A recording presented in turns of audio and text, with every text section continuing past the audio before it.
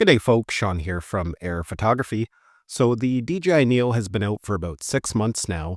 Now, I like to do these follow-up reviews, not so much to go over the technical capabilities, as that's been covered many times on YouTube already, but more of a follow-up, sharing my user experience and what I think of it after flying it for the last 6 months. The DJI Neo has become extremely popular for a couple different reasons. First of all, this is an inexpensive drone that is affordable for a lot of people, especially if you want to get into the hobby but don't want to invest a lot of money. It comes in around the $200 mark, and you're actually getting quite a bit of tech for that price. And on top of that, I think a lot of people are really drawn to it just for its flexibility. It can be connected to one of the DJI controllers, such as the RC2 or RCN3. In that configuration, you have a more traditional drone flight, you have more precision and better range, and it's going to allow you to capture nice cinematic footage. But the big thing that a lot of people like is that it can be flown completely autonomously without a controller. That makes it super easy to deploy. You can take it out of your pocket, power it on, set what mode or intelligent flight feature you would like.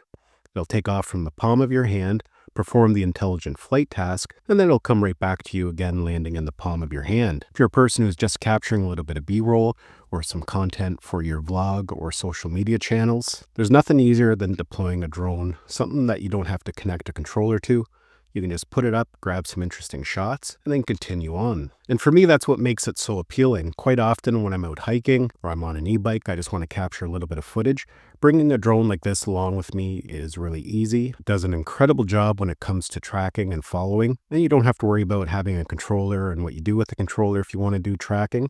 You basically just hit a button and it's going to automatically start tracking you. Now, the image quality of the content captured on the DJI Neo is nowhere near the quality of something like the Mavic 3, Air 3, or even the Mini 4 Pro. That's probably been one of the biggest complaints with it. For some people, that'll be very limiting, and for others, it's not going to matter so much just because it is going to be used for social media. If image quality is your top priority, there are definitely better options on the market, something like the Mini 4 Pro, which is another nice compact drone, or even the new DJI Flip. Has a lot of similar features to the Neo, but it does have much better video quality. But going back to the tracking, I think that's probably one of my favorite features of the Neo.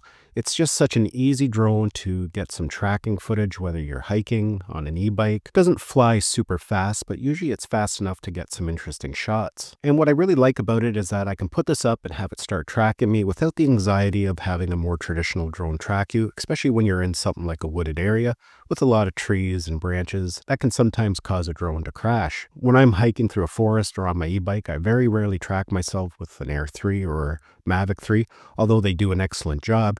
There's always that chance that there's going to be a ghost branch that the obstacle avoidance can't see. Those drones tend to crash if it hits a branch, and they are quite a bit more fragile. So for me, I just tend not to capture the content I want to get just because I'm afraid of damaging my equipment.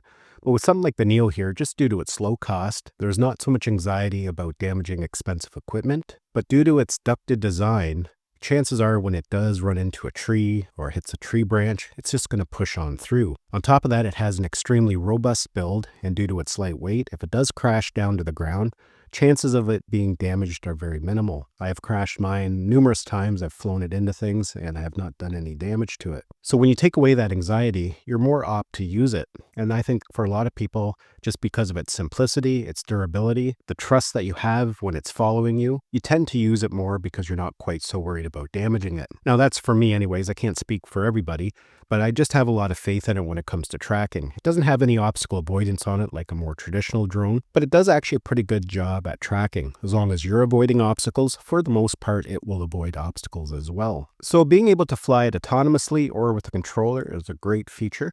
But on top of that, we have the option of connecting it to DJI goggles, either the Goggles N3 or the Goggles 3. We can then use something like the DJI FPV 3 controller or the Motion 3 controller, and now we have a drone fully capable of FPV flight. In fact, you can fly the DJI Neo in full manual mode if that's something you wish to do. Now, obviously, it doesn't have as much power as something like a traditional FPV drone or even the Avata 2, but for cruising through a forest or doing some intricate movements, it's more than capable.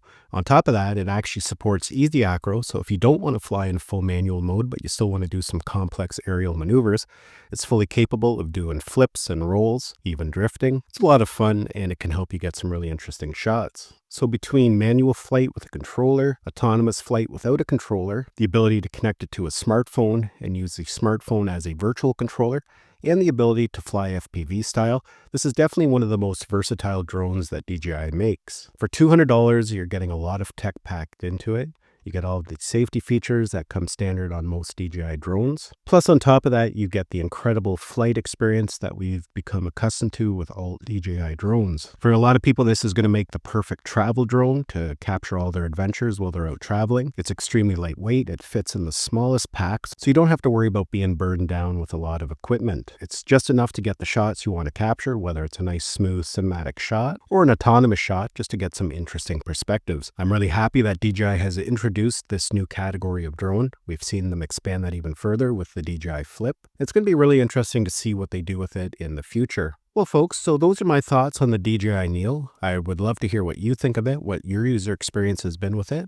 Let me know down in the comments. I want to thank you for taking the time to watch this video. Hopefully you enjoyed it and found it had value. Thanks a lot, and we'll see you in the next one.